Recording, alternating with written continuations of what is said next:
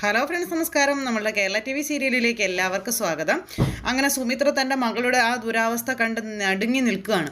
മകളോട് തൻ്റെ കൂടെ വരാനും അതുപോലെ തന്നെ ആ ഒരു അവസ്ഥയെ പറ്റിയൊക്കെ സംസാരിച്ച് കഴിഞ്ഞപ്പോഴേക്കും സച്ചിൻ്റെ കൂടെയുള്ള തൻ്റെ ജീവിതം തനിക്ക് സന്തോഷകരമാണെന്നും സച്ചിനും തന്നെ ഭയങ്കര ഇഷ്ടമാണെന്നൊക്കെ പറഞ്ഞുകൊണ്ട് ശീതൾ ഇങ്ങനെ പറയുന്നു. ശീതളിൻ്റെ ആ പറച്ചിൽ കേട്ടപ്പോൾ സുമിത്രയ്ക്ക് ദേഷ്യം വന്നു. അവന് മാനസിക വൈകല്യം ഉള്ളതുകൊണ്ടാണ് അവൻ ഇങ്ങനെയൊക്കെ ദ്രോഹിക്കുന്നത്. അതുകൊണ്ട് എൻ്റെ മോള് വന്ന് അമ്മയ്ക്കൊപ്പം കുറച്ച് ദിവസം നിൽക്കണം, അവനെ നമുക്ക് മാറ്റിയെടുക്കാം, അവൻ്റെ സ്വഭാവം മാറ്റിയെടുക്കാം എന്നൊക്കെ പറഞ്ഞ് അങ്ങനെ ആ ഒരു ഇതിലൊക്കെ സംസാരിക്കാം. അപ്പോൾ അതൊക്കെ കേട്ട് കഴിഞ്ഞപ്പോഴേക്കും ശീതൾ അതിന് തയ്യാറാകുന്നില്ല. ഞാൻ സച്ചിനെ ഇട്ടിട്ട് വരില്ല അമ്മേ, സച്ചിനെ എനിക്ക് വേണം, അല്ലെങ്കിൽ സച്ചിൻ്റെ കൂടെയുള്ള ഒരു ജീവിതം അത് മതി എനിക്ക്. സച്ചിൻ്റെ കൂടെയുള്ള ജീവിതത്തിൽ അമ്മയുടെ മോള് ഹാപ്പിയാണ്, അമ്മ ഒന്നും ഓർത്ത് വിഷമിക്കേണ്ട, അമ്മ എന്നെക്കുറിച്ച് ഓർക്കുകയേ വേണ്ട തുടങ്ങിയ കാര്യങ്ങളൊക്കെ മകൾ അമ്മയോട് ഇങ്ങനെ പറയുന്നു. ഇതൊക്കെ കേട്ട് കഴിഞ്ഞപ്പോഴത്തേക്കും സുമിത്രയ്ക്ക് എന്ത് ചെയ്യാൻ പറ്റും? പറയാനല്ലേ പറ്റുള്ളൂ, പിടിച്ചു വലിച്ചു കൊണ്ടുപോകാൻ പറ്റില്ലല്ലോ. അങ്ങനെ സുമിത്ര വിഷമിച്ച് നിൽക്കുക. അമ്മ പറയുന്നത് എൻ്റെ പൊന്നുമോളൊന്ന് കേൾക്കുന്ന 1000 വട്ടം സുമിത്ര പറഞ്ഞു. പക്ഷേ ശീതൾ അതൊന്നും കേൾക്കാനോ അല്ലെങ്കിൽ അതിനനുസരിച്ച് നിൽക്കാനോ ഒന്നും തയ്യാറാകുന്നില്ല. താൻ സച്ചിൻ്റെ കൂടെ തന്നെ നിൽക്കുന്നുള്ളൂ എന്നും പറഞ്ഞുകൊണ്ട് സുമിത്രയോട് പൊയ്ക്കോളാനായിട്ട് പറയുവാണ്. അമ്മ വിഷമമൊന്നും വിചാരിക്കരുതെന്നൊക്കെ പറഞ്ഞു. അപ്പോൾ അമ്മയോട് പൊയ്ക്കോളാനായിട്ട് മകൾ പറയുന്നത് കേട്ട് കഴിഞ്ഞപ്പോഴത്തേക്ക് നമ്മുടെ സുമിത്ര ആകെ ഇതായിപ്പോയി. പിന്നെ ഇനിയിപ്പോൾ അവിടെ നിൽക്കുന്നത് കൊണ്ട് യാതൊരു അർത്ഥവും ഇല്ലെന്നുള്ള കാര്യം നമ്മുടെ സുമിത്രയ്ക്ക് മനസ്സിലായി. കാരണം മകൾ കൂടെ ചെല്ലില്ല. അങ്ങനെയുള്ള സാഹചര്യത്തിൽ സുമിത്ര അവിടെ നിൽക്കുന്നത് കൊണ്ട് യാതൊരു അർത്ഥവും ഇല്ലല്ലോ. അങ്ങനെ നമ്മുടെ സുമിത്ര അവിടെ നിന്ന് പോരുക. സുമിത്ര അവിടെ നിന്ന് പോരുന്ന സമയത്ത് നമ്മുടെ സുമിത്രയുടെ മാനസിക നിലയൊക്കെ അപ്പടി തെറ്റിപ്പോയി. കാരണം സുമിത്രയ്ക്ക് ആ ഒരു അവസ്ഥ, മകൾ പറഞ്ഞ കാര്യങ്ങളെല്ലാം വീണ്ടും വീണ്ടും ഇങ്ങനെ മനസ്സിലേക്ക് തെകട്ടി വന്നുകൊണ്ടേയിരിക്കുന്നു. സുമിത്ര ഇങ്ങനെ അതിനെപ്പറ്റി ആലോചിച്ച് റോഡിലൂടെയാണ് നടക്കുന്നത് എന്നുള്ളൊരു ബോധം പോലും ഇല്ലാതെ ഇങ്ങനെ നടന്നു പോന്നുകൊണ്ടിരിക്കാം. ഈ സമയത്ത് ശീതൾ വീട്ടിലിരുന്ന് ഭയങ്കര കരച്ചിൽ. അമ്മ ഇതെല്ലാം അറിഞ്ഞല്ലോ, ഇനിയിപ്പം അമ്മയുടെ മനസ്സ് എത്രത്തോളം വേദനിച്ചിട്ടുണ്ടാവും, അമ്മയോട് എന്തെങ്ങനെ പറയും, അതൊക്കെ ഓർച്ചിട്ടുള്ള ഒരു ഇതായിട്ട് നമ്മുടെ ശീതൾ ഇങ്ങനെ അവിടെ ഇരിക്കുന്നു. സുമിത്ര എന്നിട്ട് ഇങ്ങനെ ആകെ നിരാശയോടുകൂടി ഇങ്ങനെ നടന്നു വരിക.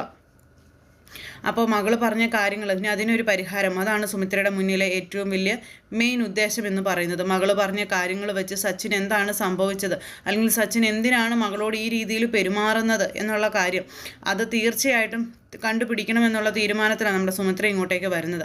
ഈ സമയത്താണ് സുമിത്ര പറഞ്ഞതുപോലെ സരസ്വതി അമ്മ മനസ്സുണ്ടായിട്ടൊന്നുമല്ല, പിന്നെ സുമിത്രയെ അങ്ങോട്ട് പറ്റിക്കാമെന്ന് വിചാരിച്ചിട്ടാണ് പുറത്തൊക്കെ പോയി പച്ചക്കറിയും വലവ്യഞ്ജനവും സാധനങ്ങളൊക്കെ വാങ്ങിച്ചുകൊണ്ട് വരുന്നത്. അപ്പോൾ ഇവർ രണ്ട് പേരും, അല്ലെങ്കിൽ സരസ്വതി അമ്മയെ വഴക്ക് പറയുമല്ലോ, അതായത് പൂജയും സുമിത്രയും, ഇവർ രണ്ടുപേരും വഴക്ക് പറയുന്നത് കൊണ്ട് പുള്ളിക്കാരി നേരത്തെ തന്നെ പോയി എല്ലാ കാര്യങ്ങളും ചെയ്യാനൊക്കെ ആയിട്ട് തീരുമാനിച്ചു. അങ്ങനെ സാധനങ്ങളൊക്കെ മേടിച്ചുകൊണ്ട് ഇങ്ങനെ റോഡിലൂടെ നടന്നു വരുമ്പോൾ ഇങ്ങനെ യാദൃശികമായിട്ട് നോക്കുമ്പോൾ ഒരു കടയിൽ, അതായത് ഒരു ബേക്കറിയിൽ അനന്യയെ കണ്ടു. അപ്പോൾ അനന്യയുടെ തൊട്ടരികിൽ ഒരു കുഞ്ഞു ഇരിപ്പുണ്ട്. ഇവർ രണ്ടുപേരും കൂടെ അവിടെ ഇരുന്ന് ഫുഡ് കഴിച്ചുകൊണ്ടിരിക്കുക. അമ്മയും മോളും കൂടി ഇരുന്ന് ഫുഡ് കഴിക്കുന്ന സമയത്ത് ഈ സരസ്വതി അമ്മ ഇത് കുറേ നേരം നോക്കി ഇങ്ങനെ നിന്നു. അപ്പോൾ സരസ്വതി അമ്മയ്ക്ക് മനസ്സിലായി അത് അനന്യയാണെന്നുള്ളത്, തൊട്ടരികിൽ ഇരിക്കുന്നത് കുഞ്ഞാണെന്ന് മനസ്സിലായി. അപ്പോൾ അനന്യ അപ്പോൾ ഇവിടെ ഉണ്ടായിരുന്നോ? അനന്യ അപ്പോൾ ഇത്രയും കാലം എവിടെയായിരുന്നു? അനന്യയും കുഞ്ഞുമാണല്ലോ, അപ്പോൾ അനിരുദ്ധ എവിടെ? അങ്ങനെയൊക്കെ സരസ്വതിയമ്മ അവിടെ നിന്ന് ചിന്തിക്കുക. അപ്പോൾ അവരുടെ അടുത്തേക്ക് പോകണം എന്നുള്ളൊരിത് സരസ്വതിയമ്മയ്ക്കുണ്ട്. ഈ സമയമായപ്പോഴത്തേക്ക് അവരവിടെ ഫുഡ് കഴിച്ച് കഴിഞ്ഞു. അങ്ങനെ അമ്മയും മകളും കൂടെ, അതായത് അനന്യയും കുഞ്ഞും കൂടെ ഫുഡൊക്കെ കഴിച്ച് അവിടെ നിന്ന് കൈയൊക്കെ കഴുകി എഴുന്നേറ്റ് പോന്നു. സരസ്വതിയമ്മ ചെന്നെങ്കിലും കാണാനായിട്ട് പറ്റിയില്ല. അവർ കാറിൽ കയറി അങ്ങ് പോയി. അപ്പോൾ അനന്യ ഈ നാട്ടിലുണ്ട്. ഇതിപ്പോൾ സുമിത്രയോട് പറഞ്ഞു കഴിഞ്ഞിട്ടുണ്ടെങ്കിൽ സുമിത്ര പോയി അവരെ കാണും.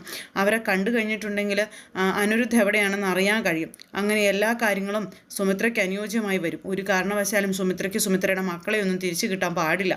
അങ്ങനെ അവൾ സന്തോഷിക്കാൻ പാടില്ല. അങ്ങനെ മക്കളെയൊക്കെ തിരിച്ചു കിട്ടി കഴിഞ്ഞിട്ടുണ്ടെങ്കിൽ എൻ്റെ സ്ഥാനം പടിക്ക് പുറത്താകും. അതുകൊണ്ട് തന്നെ അതിന് ഞാൻ കൂട്ടു നിൽക്കാൻ പാടില്ല. ഇങ്ങനെയൊക്കെ സരസ്വതിയമ്മ നിന്ന് ചിന്തിക്കുന്നു. ഇങ്ങനെയൊക്കെ ചിന്തിച്ചിട്ട് ഈ സരസ്വതിയമ്മ എന്ത് പണി കാണിച്ചു? ഒന്നും മിണ്ടാതെ അവിടെ നിന്ന് അങ്ങോട്ടേക്ക് പോയി. വീട്ടിൽ ചെന്നിട്ട് സുമിത്രയോട് പറയാൻ കൂട്ടാക്കിയില്ല. ഇതേ സമയം അനന്യ വീട്ടിലിങ്ങനെ ഇരിക്കുന്നു. വീട്ടിൽ ചെന്ന് അനന്യ ഇങ്ങനെ ഓരോന്നൊക്കെ ചെയ്തുകൊണ്ടിരിക്കുന്ന സമയത്താണ് പ്രേമ അങ്ങോട്ടേക്ക് ചെല്ലുന്നത്. പ്രേമ അങ്ങ് ചെന്നു മകളുമായിട്ട് സംസാരിക്കുന്നു. അപ്പോൾ അനിരുദ്ധ എവിടെയാണെന്നും അനിരുദ്ധിൻ്റെ കാര്യങ്ങളെ പറ്റിയൊക്കെ ചോദിച്ചപ്പോൾ അനിരുദ്ധ എവിടെയാണെന്ന് അറിയില്ലെന്നുള്ള കാര്യം അനന്യ പറയാം. അങ്ങനെ അവർ തമ്മിൽ ആ ഒരു കാര്യമൊക്കെ സംസാരിച്ചുകൊണ്ടിരിക്കുമ്പോൾ പെട്ടെന്ന് സ്വരമോൾ അതുവഴി വന്നു. സ്വരമോൾ വന്നപ്പോൾ അമ്മമ്മയുടെയും അതുപോലെ തന്നെ മമ്മിയുടെയും സംസാരം കേൾക്കാനിടയായി. ഈ സമയത്ത് പ്രേമ പറഞ്ഞു കൊടുക്കുകയാണ് മകളോട്, അനിരുദ്ധ എവിടെ ആയിക്കോട്ടെ, എങ്ങനെ ആയിക്കോട്ടെ, അതൊന്നും നീ ഇനി അറിയേണ്ട കാര്യമില്ല. അനിരുദ്ധിനെ ഇനി നിനക്ക് വേണ്ട. അനിരുദ്ധിനെ നിൻ്റെ ജീവിതത്തിൽ നിനക്ക് വേണ്ട. പിന്നെ അനിരുദ്ധമായിട്ടുള്ള ബന്ധം എത്രയും പെട്ടെന്ന് നീ ഉപേക്ഷിക്കണം, അനിരുദ്ധിന് വേണ്ടിയുള്ള ഡിവോഴ്സ് നോട്ടീസ് എത്രയും പെട്ടെന്ന് നീ കൊടുക്കണം എന്നും പറഞ്ഞുകൊണ്ട് ഇങ്ങനെ പറയണം. അപ്പോൾ അത് കേട്ടപ്പോൾ സ്വരമോളും ഞെട്ടിപ്പോയി. ഇനിയിപ്പോൾ മമ്മിയും ഡാഡിയും രണ്ടും രണ്ടായി പോകുമെന്നുള്ളൊരു പേടി ആ കുഞ്ഞിനെ. ആ കൊച്ചിങ്ങനെ പേടിച്ച് വിറച്ച് ഇങ്ങനെ അവിടെ നിൽക്കുക. അങ്ങനെ ആ ഒരു സമയത്ത് എന്ത് ചെയ്യണമെന്ന് സ്വരമോൾക്കും അറിയില്ല. വേഗം തന്നെ സ്വരമോൾ കരഞ്ഞുകൊണ്ട് അവിടെ നിന്ന് അങ്ങ് മാറിപ്പോയി. അപ്പോൾ അതൊന്നും അത്ര എളുപ്പമല്ലെന്നുള്ള കാര്യം അനന്യ ഇങ്ങനെ പ്രേമയോട് പറഞ്ഞപ്പോൾ അത് എത്ര റിസ്ക് പിടിച്ചിട്ടുള്ളതാണെങ്കിലും അവനെപ്പോലെ ഒരുത്തൻ നിൻ്റെ ഭർത്താവായി നിൻ്റെ ജീവിതത്തിൽ വേണ്ട.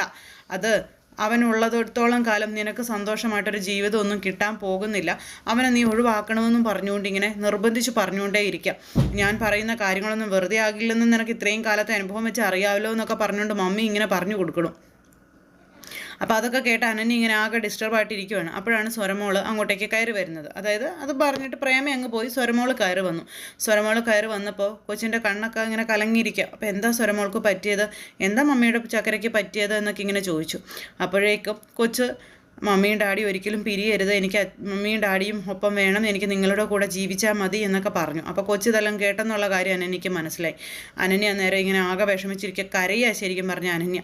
അപ്പോൾ കുഞ്ഞിങ്ങനെ മമ്മിയോട് യാചിക്കുന്നത് പോലെ പറഞ്ഞു, പോവരുത് മമ്മി, ഡിവോഴ്സ് ചെയ്യരുത് മമ്മി എന്നും പറഞ്ഞു. അപ്പോൾ കുഞ്ഞിൻ്റെ ആ കരച്ചിലും കുഞ്ഞിൻ്റെ ആ വിഷമമൊക്കെ കണ്ടപ്പോൾ അനന്യ പറഞ്ഞു, ഇല്ല മമ്മി ഒരിക്കലും അത് ചെയ്യില്ലെന്നും പറഞ്ഞു കുഞ്ഞിനോട് പറയാം. അങ്ങനെ മമ്മിയും ഡാഡിയും ഒരുമിച്ച് മോൾക്കുണ്ടാകുന്ന രീതിയിൽ കൊച്ചിനെ വിശ്വസിപ്പിക്കാൻ വേണ്ടി അനന്യ പറഞ്ഞു. എന്താണ് അനന്യയുടെ ഉള്ളിലിരിപ്പ് എന്നുള്ള കാര്യം അറിയില്ല. അങ്ങനെ ആ ഒരു പ്രശ്നം അവിടെ നമ്മുടെ അനന്യ കൊച്ചിനോട് പറഞ്ഞ് അങ്ങനെ പരിഹരിച്ചു. ഇത് കഴിഞ്ഞപ്പോൾ അമ്മയും മോളും കൂടി ഇരുന്ന് കളിക്കുക. അപ്പോൾ അനന്യയും കുഞ്ഞും കൂടി ഇരുന്ന് കളിച്ചുകൊണ്ടിരിക്കുമ്പോൾ മോളോടെ കൂടെ ഇങ്ങനെ ആരെങ്കിലുമൊക്കെ കളിക്കാൻ കൂടിയിട്ടുണ്ടോ എന്ന് അമ്മ മോളോട് ചോദിച്ചു. ഉണ്ടല്ലോ, ഞങ്ങളുടെ സ്കൂളിലെ ഒരു മ്യൂസിക് ടീച്ചർ ഉണ്ടായിരുന്നേ, നല്ല ടീച്ചറായിരുന്നു, എന്നെ ഒരുപാട് ഇഷ്ടമായിരുന്നു. പക്ഷേ ഇപ്പോൾ ആ ടീച്ചർ അവിടെ ഇല്ലെന്ന് പറഞ്ഞു. അതെന്താ, ടീച്ചർക്ക് എന്ത് പറ്റി? ടീച്ചർ അവിടെ നിന്ന് പോയി. ടീച്ചർ ഉണ്ടായിരുന്ന സമയത്ത് സ്വരമോൾക്ക് ഒത്തിരി സന്തോഷമായിരുന്നു. ഭക്ഷണം വാരി തരികയും സ്വരമോളുടെ കൂടെ കളിക്കുകയും ഒക്കെ ചെയ്യുമായിരുന്നു. പക്ഷേ ഇപ്പോൾ സ്വരമോൾക്ക് ആരുമില്ല കൂട്ടായിട്ടെന്നൊക്കെ പറഞ്ഞ് അങ്ങനെ സങ്കടങ്ങളൊക്കെ പറയാം. അപ്പോൾ മോൾ വിഷമിക്കേണ്ട, നമുക്ക് ആ ടീച്ചറമ്മയെ കണ്ടുപിടിക്കാം കേട്ടോ എന്നൊക്കെ അനന്യ കൊച്ചിനോടും പറയുന്നേ. അങ്ങനെ അവരുടെ ജീവിതത്തിൽ അങ്ങനെ അമ്മയും മോളും വളരെ ഹാപ്പി ആയിട്ട് അങ്ങനെ ഇരിക്കുന്നു. കാരണം കൊച്ചിൻ്റെ സന്തോഷമാണല്ലോ അനന്യയുടെ സന്തോഷം. അതിന് വേണ്ടിയിട്ടാണ് അനന്യ ഈ കാര്യങ്ങളെല്ലാം കുഞ്ഞിന് വേണ്ടി ചെയ്യുന്നത്. അങ്ങനെ അനന്യ കുഞ്ഞിനെ സന്തോഷിപ്പിച്ചുകൊണ്ടിരിക്കുമ്പോൾ വീട്ടിൽ ചെന്നിട്ട് സരസ്വതി അമ്മ ഇരുന്ന് ആലോചന അങ്ങ് തുടങ്ങി. ഇനിയിപ്പോൾ അവളോട് പറയണം, അവരോട് പറഞ്ഞു കഴിഞ്ഞിട്ടുണ്ടെങ്കിൽ തപ്പി തേടി പോകും, അതുകൊണ്ട് പറയണ്ട. ഇനി പറയാതിരുന്നാലോ, പിന്നെ എന്നെ ആരും കണ്ടിട്ടൊന്നുമില്ലല്ലോ, അതുകൊണ്ട് പിന്നെ ഞാൻ മാത്രമല്ല അനന്യയെ കണ്ടുള്ളൂ, അനന്യ എന്നെ കണ്ടിട്ടില്ലല്ലോ, അതുകൊണ്ട് പിന്നെ കുഴപ്പമില്ല. അങ്ങനെയൊക്കെ ഇരുന്നിങ്ങനെ ആലോചിച്ച് കൂട്ടുക. പക്ഷേ ഈ ആലോചനയും ഈ ചിന്തയും കാരണം വീട്ടിലൊരു പണി പോലും സരസ്വതി അമ്മ മാന്യം മര്യാദയ്ക്ക് ചെയ്തിട്ടില്ല, ഒന്നും ചെയ്തിട്ടില്ല. ഇനിയിപ്പോൾ സുമിത്ര വന്നിട്ട് വേണം എല്ലാം ചെയ്യാനായിട്ട്, അതിന് വേറെ കിട്ടുമ്പോൾ അത് വേറൊരു സത്യം. അപ്പോൾ അങ്ങനെയുള്ളൊരു സംഭവം കാര്യങ്ങളും അവിടെ ഇങ്ങനെ നടക്കുന്നു.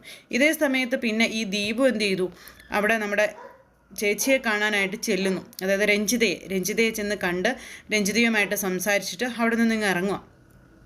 അപ്പോൾ രഞ്ജിതയെ കണ്ട് സംസാരിക്കാൻ ഫോണിൽ വിളിച്ചിട്ടാണ് അങ്ങോട്ടേക്ക് ചെല്ലുന്നത്. ഈ സമയത്ത് രഞ്ജിതയും പൂജയും കൂടി സംസാരിച്ചിട്ട് അവിടെ നിന്ന് പൂജ ഇങ്ങോട്ട് ഇറങ്ങുമായിരുന്നു. അപ്പോൾ പൂജയെ കുറേ പറഞ്ഞ് അതൊക്കെ പറഞ്ഞ് പേടിപ്പിക്കുകയൊക്കെ ചെയ്തു ഈ രഞ്ജിത. അതായത് ഓഫീസിലെ കാര്യങ്ങൾ, അതുപോലെ തന്നെ രഞ്ജിതയുടെ രഹസ്യങ്ങളൊക്കെ ഇനി പൂജ കണ്ടെത്തുമോ എന്നൊക്കെയുള്ളൊരു പേടി. അപ്പോൾ രഞ്ജിതയെക്കാളും ഒരു പടി മുന്നിലാണ് ഇപ്പോഴും പൂജ നിൽക്കുന്നത്.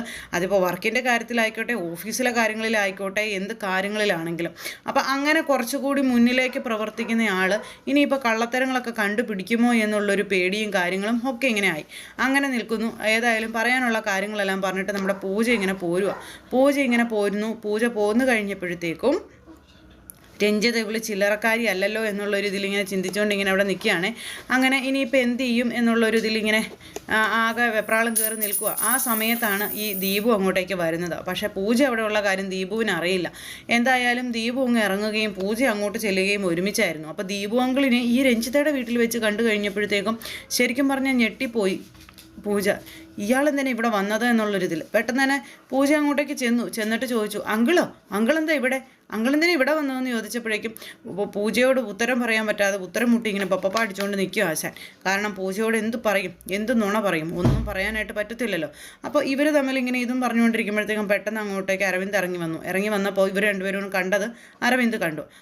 ദീപുവോ, നിങ്ങൾ വന്നോ, എങ്ങനെയുണ്ട്, പൈസയുടെ കാര്യമൊക്കെ ആയോ എന്നും ചോദിച്ച് അങ്ങനെ ചോദിക്കുമ്പോൾ പൈസയുടെ കാര്യമോ, അങ്കിളും ഇവരും തമ്മിൽ എന്താ പൈസയുടെ കാര്യം എന്ന് ചോദിച്ചപ്പം അത് പിന്നെ മോളെ അത് ഞാൻ പിന്നെ പറയാം എന്ന് പറഞ്ഞ് ഇങ്ങനെ തടി തപ്പാനായിട്ടുള്ള ശ്രമത്തിൽ ഇങ്ങനെ ഓരോന്നിങ്ങനെ എന്താ പറയുന്നത്, ഒന്നും പറയുന്നത് അവിടെ ഇവിടെയൊന്നും ഒക്കുന്നില്ല. ദീപുവിൻ്റെ കയ്യിൽ നിന്ന് പോയി കാര്യങ്ങൾ.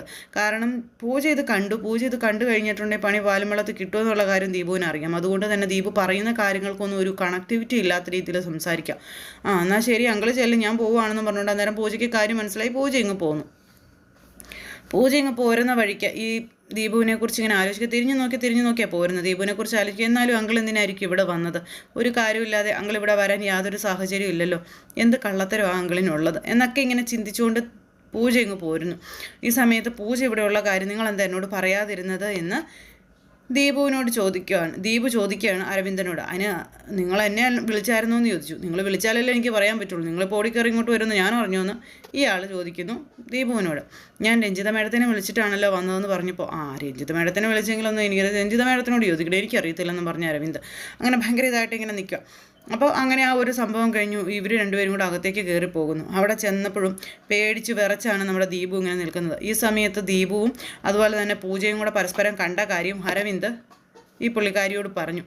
തന്നോട് ആരാടോ ഇപ്പോൾ ഇങ്ങോട്ടേക്ക് വലിഞ്ഞു കയറി വരാൻ പറഞ്ഞതെന്നും ചോദിച്ചുകൊണ്ട് ഈ പുള്ളിക്കാരി ദീപുവിനോട് തട്ടി കയറുന്നു. അപ്പോൾ പൂജ ഇവിടെയുള്ള കാര്യം ഞാൻ അറിഞ്ഞില്ലല്ലോ എന്ന് ദീപു ഇയാളോടും പറയുന്നു. ഇവരോട് രണ്ടുപേരോടുമായിട്ട് പറയണം. അപ്പോൾ അങ്ങനെയൊക്കെയുള്ള ഒരു സാഹചര്യങ്ങളും കാര്യങ്ങളും ഒക്കെ കൂട്ടിയിണക്കിക്കൊണ്ടാണ് നമ്മുടെ ഇന്നത്തെ കഥ വരുന്നത്. അപ്പോൾ എല്ലാവരും കാണണം. ആരും തന്നെ മിസ് ചെയ്ത് കളയരുത്. എല്ലാവരുടെയും സപ്പോർട്ടിനും സ്നേഹത്തിനും ഒത്തിരി നന്ദി അറിയിക്കുകയാണ്. അടുത്ത സൂപ്പർ ഹിറ്റ് കഥയുമായി കാണുന്നത് വരെ എല്ലാവർക്കും നന്ദി. അതോടൊപ്പം നമ്മുടെ ചാനൽ ആദ്യമായിട്ട് കാണുന്നവരുണ്ടെങ്കിൽ ഒന്ന് സബ്സ്ക്രൈബ് ചെയ്യണം കേട്ടോ. തൊട്ടടുത്ത് കാണുന്ന ബെൽബട്ടൺ അമർത്തി കഴിഞ്ഞിട്ടുണ്ടെങ്കിൽ നമ്മളിടുന്ന വീഡിയോസ് എളുപ്പത്തിൽ നിങ്ങൾക്ക് കാണാൻ സാധിക്കുന്നതായിരിക്കും. അപ്പോൾ എല്ലാവർക്കും ഒരിക്കൽ കൂടി നന്ദി അറിയിച്ചുകൊണ്ട് നിർത്തുന്നു. താങ്ക്